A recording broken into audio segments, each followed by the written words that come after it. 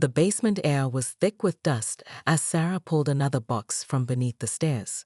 Her grandfather's filing system might have seemed chaotic to others, but she knew better. Everything has its place, Sadie girl, he used to say, using his special nickname for her. You just have to know where to look.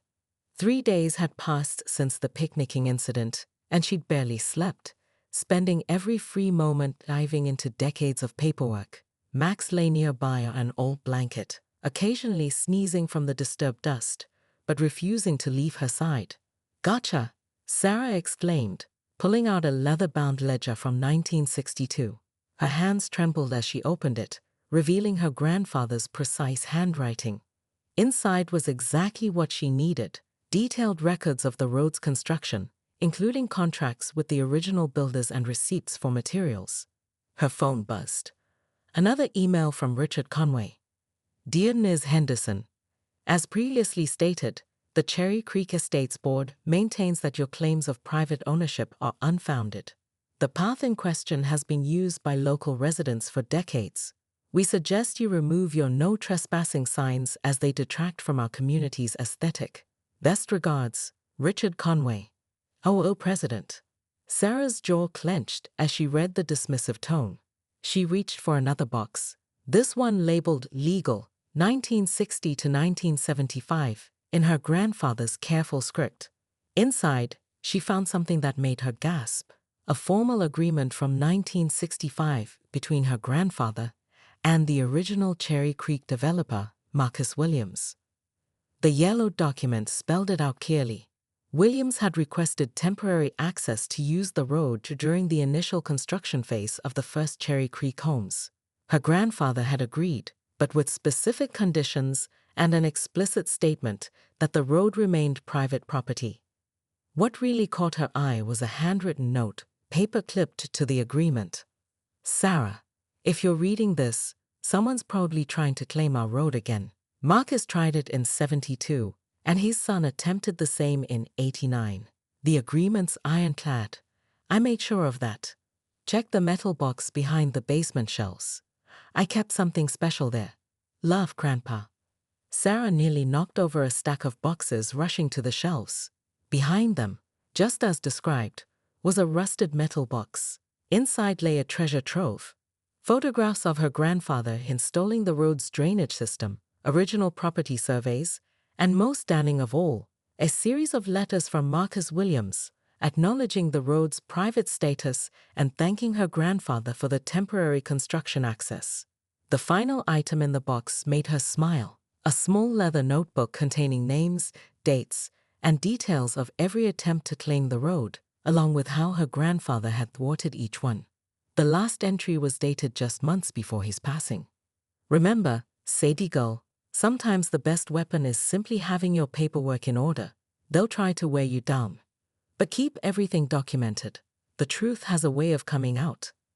Sarah gathered the documents, carefully photographing each one. Tomorrow, she would visit the county records office to verify everything. But first, she had an email to write to Mr. Conway, this time with some very interesting attachments. The invasion of Sarah Henderson's privacy began on what should have been a peaceful Sunday morning. As she stood at her kitchen window, ceramic mug warming her hands, she watched in disbelief as an entire family set up lawn chairs near her prized rose bushes. The mother was spreading out a checkered blanket while her husband unpacked what appeared to be a full picnic spread, complete with a bottle of wine. This isn't a public park, Sarah muttered, setting down her coffee with enough force to splash some onto her worn wooden counter. She'd inherited this property from her grandfather 5 years ago, and until 3 months ago, the only visitors had been delivery drivers and the occasional lost traveler seeking directions. Slipping on her boots, Sarah marched outside, her grandfather's old border collie, Max, trotting faithfully beside her. The closer she got, the more her blood pressure rose. These people had actually brought folding tables and were setting up a portable speaker. "Excuse me," Sarah called out, trying to keep her voice level. "This is private property. You'll need to pack up and leave." The father, a man in his 40s wearing an expensive-looking polo shirt, looked up with an expression of practiced condescension. "Actually, This is part of Cherry Creek Estate's community trail system. We're residents, and we have every right to be here. Sarah felt her face flush. I don't know who told you that, but this is my private road. It's been in my family for over 60 years. Well, the mother chimed in, pulling out her phone. According to the HOA newsletter, this historic path was recently incorporated into our wellness initiative, C. She thrust the screen towards Sarah, displaying a glossy digital brochure featuring professional photos of Sarah's property, including her grandfather's hand-built stone wall and the ancient oak tree he preserved when building the road. Sarah's hands began to shake as she scrolled through the newsletter. There was her garden, labeled as Community Garden Viewpoint Number 3, and her barn described as a historic community landmark. They'd even included suggestions for the best times to visit for photography and bird watching. The final insult was a quote attributed to Richard Conway, HOA president. We're thrilled to finally open this beautiful historic trail to our residents. This addition to our community spaces represents Cherry Creek Estate's commitment to preserving local history while providing modern amenities. Max growled softly beside her, picking up on her tension. Sarah handed the phone back, her mind racing. 3 other groups of people were already making their way down her road, some carrying expensive camera equipment, others pushing strollers or walking dogs. I suggest you check your facts, she said firmly. And I strongly recommend you pack up and leave before I call the police to report trespassing. The family exchanged knowing looks, clearly dismissing her as a cranky local trying to spoil their Sunday outing.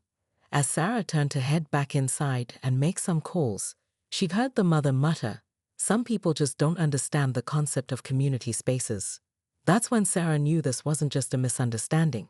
It was a calculated land grab, and these people were just the beginning. Sarah's security camera app pinged just as she was finishing her morning coffee. On the screen, she watched Richard Conway himself leading what he dubbed the Sunday Sunrise Social Walk, right down her private road.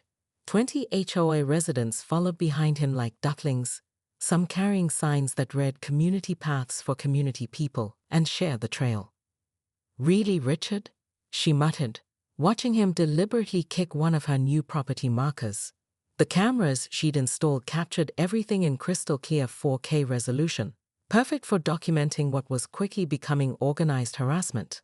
She grabbed her tablet and added another entry to her spreadsheet. Sunday, 7:15 a.m., R. Conway, and approximately 20 residents. Willful trespassing, vandalism of property marker, timestamp 7/16/32. Camera 2. The document was now 47 pages long, categorizing 3 weeks of violations. But Sarah had another card to play. She pressed a button on her phone, and her grandfather's voice boomed from strategically placed weatherproof speakers. "Welcome to Henderson Private Road, established 1960. You are currently trespassing on private property, as documented in County Record Book 47, page 183. All activities are being recorded and will be submitted to law enforcement." The recording continued, mixing property history with legal warnings. She watched through the cameras as Conway's face turned red. Several walkers stopped, looking uncomfortable as they realized their Sunday social was being documented. Her phone rang. Martha Chen, one of the original Cherry Creek residents who'd been given official permission to use the road decades ago. "Sarah, honey, I just witnessed something you need to know about," Martha said, her voice trembling with anger. "I was getting my mail when I overheard Richard and the board members planning to remove your cameras tonight. They think they can claim vandalism if they damage their own cars on your road." "Thanks, Martha. Don't worry, I've got a plan for that too." Sarah smiled, thinking of the second set of hidden cameras she'd installed specifically to catch tampering with the visible ones. She opened her laptop and began composing an email to her lawyer, attaching the morning's footage. A separate email went out to the Cherry Creek Estate's residents' mailing list, thanks to Martha sharing it with her. The subject line read, "Your HOA Fees at Work, a Documentary." The attached video was a masterpiece of security footage, board members vandalizing property markers, Conway leading trespassing groups, and time-stamped clips of residents ignoring clear private property signs. The final touch was a scrolling ticker showing the mounting legal fees the HOA was secretly paying, drawn from their maintenance fund. As she hit send, her cameras caught Conway, discovering the small signs she'd posted overnight. Smile. Your HOA fees paid $23,647 in legal consultations about this private road. Ask your board for the itemized expenses at the next meeting. Sarah checked the growing list of email responses from outraged residents. Phase 1 of her grandfather's old sunshine is the best disinfectant strategy was working perfectly. Now, it was time for Phase 2, and she had learned from the best about playing the long game. The Cherry Creek Estates Community Center was packed to capacity for the emergency HOA meeting. Sarah sat quietly in the back row, Max at her feet, as chaos erupted around her. On the projector screen, security footage showed Richard Conway and 2 board members attempting to disable her cameras at 1:43 a.m., their faces clearly illuminated by their own flashlights.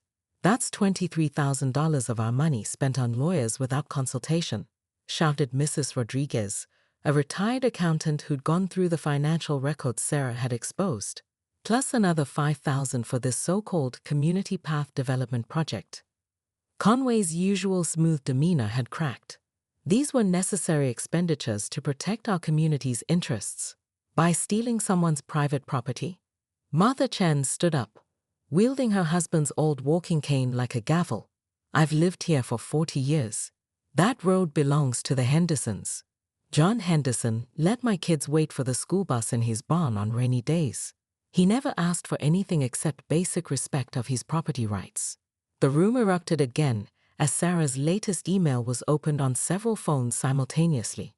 She'd timed it perfectly, drone footage showing Conway's private landscaping company removing her property markers, paired with invoices showing the HOA had been billed for the service. "I move for an immediate board recall." The motion came from David Thompson, a real estate lawyer who'd recently moved to Cherry Creek. "And I suggest we act quickly before Ms. Henderson's very legitimate lawsuit bankrupts our HOA." Conway attempted one last stand. "The path is a community asset. It's criminal trespassing," Thompson interrupted, "and as a board, you've exposed every homeowner here to liability. Ms. Henderson has documentation going back 60 years. I've reviewed it myself. You're lucky she's been so patient." Sarah finally stood, holding up her grandfather's leather notebook. "I have a proposal," she said, her voice carrying across the now quiet room. "I've prepared a limited access agreement, similar to what my grandfather offered years ago. Resident walking passes, limited hours, proper insurance coverage, and respect for private property rights. Plus, a maintenance cost-sharing agreement that benefits everyone." She paused, letting that sink in. "Or we can let the lawyers handle it. Your choice." The vote was nearly unanimous. Within an hour, the entire board had resigned.